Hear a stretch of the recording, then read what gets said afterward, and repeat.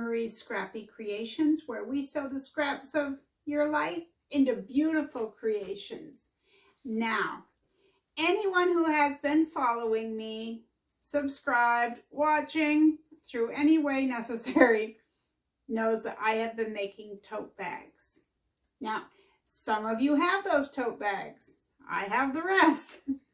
I started off making them similar to this, where I just took a piece, did kind of a mock log cabin, quilted around it. I've done a few of these. I made a couple of ones with nursing themed. I did this one for myself. I've made with the welt pocket outside. Made them with, this one had the zipper top, the two nursing bags. One of them did, one of them didn't. They have pockets inside. Now my latest bag was this. Now I made this with Tula Pink scraps sent to me from Nanni Bee, who lives in Australia, and Adam from Adam Sews, his link is below, who lives in the UK. Now I took all the little pieces of Tula Pink, well not all of them, I just took some, and I pieced them all together and made this gorgeous bag for me. And I even took selvage edges and used them on here in as creative a way as I could. Now for my closure, I chose the magnetic clasp. I like that closure. Inside, I have a double-sided pocket, and I used some number 3 zipper tape and made a welt pocket inside. Now remember, on this one, that pocket was on the outside. But what is great about today is that we're starting today to make you a bag. You're going to make a perfectly scrappy bag, and you're going to make it all your own. I'll give you some ideas. I'll tell you what you need to do to start, but it's going to be yours. So instead of saying, let's make this today, we're going to make what you want, okay? So this is just week 1, tutorial 1 of a freestyle bag. Now, I call bags such as this a Franken bag. A lot of people call them that. It's also, you could call it a scrap bag, but we're going to go with the term freestyle bag because you're free to do whatever you want. You could make it completely scrappy. You could make it intentional scrappy. You can do anything you want. And in this video, I'm going to go over what you're going to need to do for week 1. And at the end, I've tucked in a little bit of sewing that I did, you'll get to see.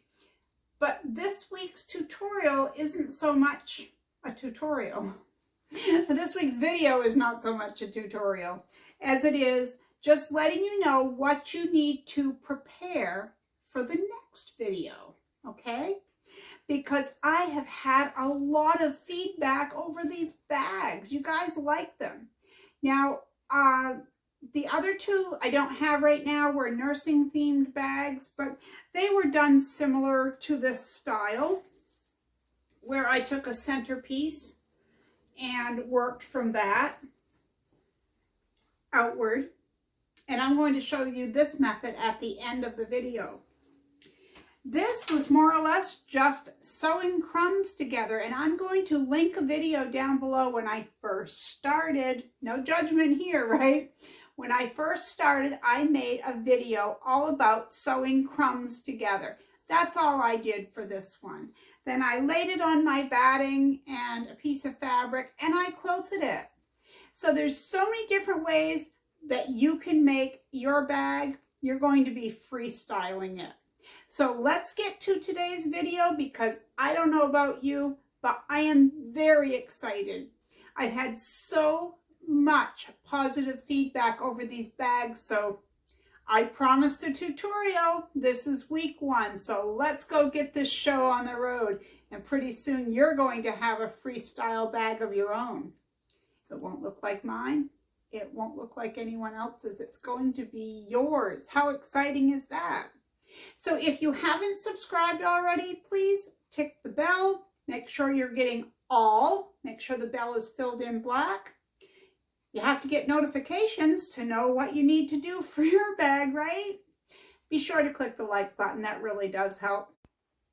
Okay, let's take a close-up look at the two bags that I have here to show you. And I have made other bags, and they can be done in so many different ways. So, you know, it's going to be hard to explain because I want this to be your bag. Absolutely 100% your bag. So I'll get into that more in just a moment. So what I did with this was I pieced this entire panel and this panel, and then I layered it with cotton batting and a backing fabric. Not my lining, but my backing fabric. I like to do that when I make bags. It's not necessary. It's just how I happen to do it. So once I had the panels to the desired size, I trimmed them down because I always make them larger than what I want them.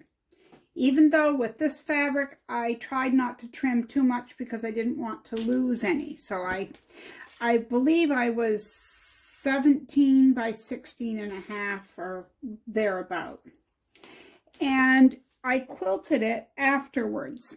I used the serpentine stitch every ½ inch, and that's how I quilted this.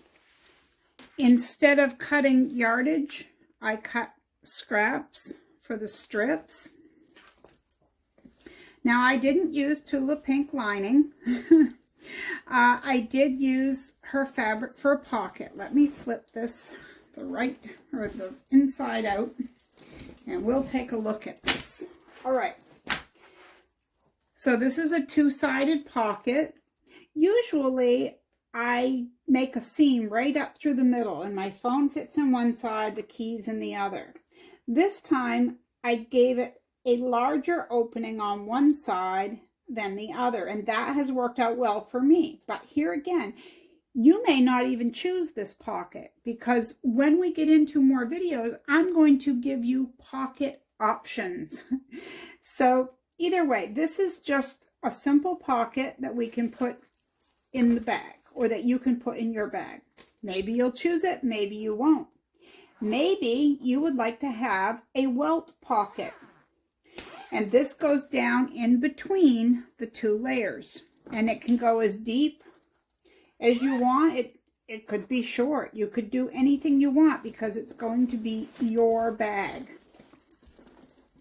So you are going to choose absolutely every detail of this bag. So I'm going to call this a freestyle tote bag. And as you see, I even used some selvage edges on this. You could use rickrack and lace and buttons. You know, there's just so many options. Okay, let's take a look at another style that I made. Now, this one is made in slightly different, well, quite a bit of different style. What I did was I started off with a piece of fabric. Okay, I laid a piece of fabric down, and I laid down a piece of batting. And then I put this piece in the middle. So when I laid that down, I took a strip of fabric and put right sides together, sewed it with a 1/4 inch seam allowance, flipped it open, and then I sewed 2 lines right here. So I just kept going around and around, flipping and stitching. And I used a straight stitch. Maybe you would want to use something different. Maybe you would want to make this whole panel and quilt it afterward. You might want to use the quilt as you go, as I did, or maybe you will use free motion quilting or a fancy stitch on your machine. It's going to be your bag. Oh, and as you see on this one, the welt pocket is on the outside instead of on the inside. And this is what I'm saying. You're going to have so many options for your bag. Now, this was 16 inches square. Maybe you only want yours 12 inches. Maybe you're going to cut your gusset differently to a different size, so it's going to be wider or narrower than mine. Maybe you're going to cut yardage and have short handles instead of the longer straps, or maybe you want a crossbody bag. So then we have the closure. As you see, I used a zip top on this one. This one has a magnetic clasp. And they do have these that are invisible. You could make a flap coming over. In each of the next successive videos, we're going to go over more and more options. Like, I don't know which week it will be, but let's say we have a pocket week or a zipper week. We'll be going over all these different choices at that point. But what we're going to start with today is our base panel. Now, maybe you have something like this already made. These are just crumbs sewn together beautifully. This was something I received in a swap. It isn't mine. The ones on the side are mine. But maybe you have something like this already, and it's the perfect size. You could simply use it and just quilt it down, because by the next video, what you're going to need is you're going to need your 2 panels all ready to go. Okay? But you're going to have 2 weeks to do that. Now, I'm going to give you some ideas of ways that you could make these bags. Okay? Remember this one. Remember how I start with the center and I worked my way around with Scrappy strips. Now these strips were all cut the same width, but there again, it's not necessary to do that. So let's say that I use this in the center. The thing I'm going to do when I look through my scraps is look for fabrics that have those colors when I go around it. And then I have the choice. I can quilt as I go, or I can make the whole panel and then attach it and quilt it to this base. And that would be up to me. But if I were doing this, I went through my fabric and I looked and I thought, I have some fabrics that are those colors. And then look what I found. That is a perfect match. This is not a Lorelei Harris fabric to my knowledge. But it matches almost perfectly. These ones are rounded and these ones aren't. But wow, did that fit. Anyway, I would go looking through my scraps for these colors. Okay? And then I would be quilting around this. And I just think this is adorable. Now, another way you could go was, let's say you have a quilt block already made. You could certainly set it in the center and put scrap fabric around or yardage cut to whatever you want. Or you can get a little creative. Now, this isn't going to match in any way, but I'm just going to show. If you have pieces that you already have and they're left from another project, you can absolutely use them. Maybe you have strips that are 2.5 inches wide and they're left over from other projects. Put a strip of them, or 2, or maybe going up and down. As I said, the possibilities are endless. I have this that was gifted to me. So let's say that I had a quilt block here, not necessarily one with a white background, because this actually is a mug rug, it's not a quilt block. But let's say I laid this out like that and used this as part of my bag. It's going to be a Freestyle tote bag. I can do anything I want with it. Let me give you another example. We all have fabric that we could fussy cut, and this is a perfect fabric for one of these bags. You could cut out around, and it doesn't have to be a square or a rectangle. You can cut out any shape you want, and you don't have to center it. But let's say I centered that. Right there, I could use any color that I wanted to in my bag, but I would probably try to choose ones that matched with my center fabric, or the focal fabric, wherever that happened to be, whether it was in the middle or not. So then I have another example.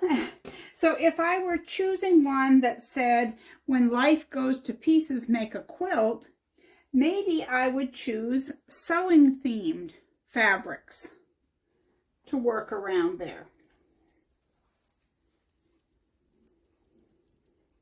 Maybe not necessarily in this order, but you get what I'm showing.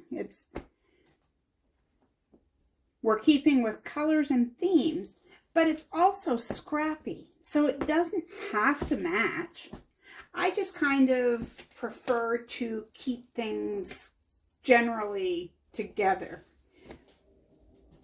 But as with this one, nothing matched. I mean, yes, I would keep my eye open for any of the colors from the center, but I didn't just stick with that. There wasn't any brown in the center, but I used that. There wasn't any lavender or purple, but I used that. So the choice is yours and the scraps are yours. So what you're going to need to have by our next video, which is in 2 weeks, you're going to need to have 2 panels all quilted and cut to size. Now mine are going to be 16 inches square, but I prefer a fairly big bag. You can quilt it and trim it to whatever size you want. Now, what do you use? You don't have to use a base fabric. I tend to do that. If I have something that is really old, maybe I don't like it, I can hide it in there because it's going to be underneath the lining. No one's ever going to see it. But you could use muslin, you can use anything you want, as long as it doesn't show through whatever fabric you're using as a lining. And then you're going to need either some fusible fleece, some cotton batting, but you need something to quilt your panel onto. Okay, you're going to need lining fabric, and that would be the same size as whatever your panels are. You're going to need fabric for your pocket and your straps. You're going to have to figure out if you want a magnetic clasp. Maybe you don't even want a closure at the top of the bag. Most of mine do not have closures, I will say. Maybe you want a zipper. You're also going to need a zipper if you want to put in one of those zippered welt pockets. So as you can see, none of us are going to come up with a bag that is the same, because we're going to mix and match a lot in this. So you can call this a Franken bag, you can call it a Freestyle tote. I'm going to name it a Freestyle tote because I want you guys to get creative. I want you to look into your fabric stash and find what you like. What are the scraps that you like? What would you like to put in the center? What would you like to go around that? What would make you happy? What are you going to use it for? That might be the first question I would ask myself. And it depends. Like, I made some medical ones out of nursing fabric, and they were very popular. And you can go with a theme, or maybe, just maybe, you have a quilt block already made. Maybe you made a ladder block or a crazy block, or you've got whatever, an 8-pointed star, and you want to use that. That's perfect. But just remember, whatever you choose, we're going to box the corners. So the corners are going to be cut, okay? So I hope I haven't droned on and on too much, but I want you guys to be excited. I've had a lot of questions over these bags. I have had emails and messages and comments asking me all kinds of questions. Can I do this? What should I do about this? I thought that doing a tutorial in this manner was probably the best way to go. So I thought, week 1, I'll just give everyone some options. So quilt those panels, see what you come up with, and think about what kind of pockets you want. Maybe you don't want any pockets. You don't have to choose what I choose or what someone else chooses, because it's going to be your bag. And I can't wait for this. I think it's so exciting. Now, before I leave you, I'm going to start on my next bag.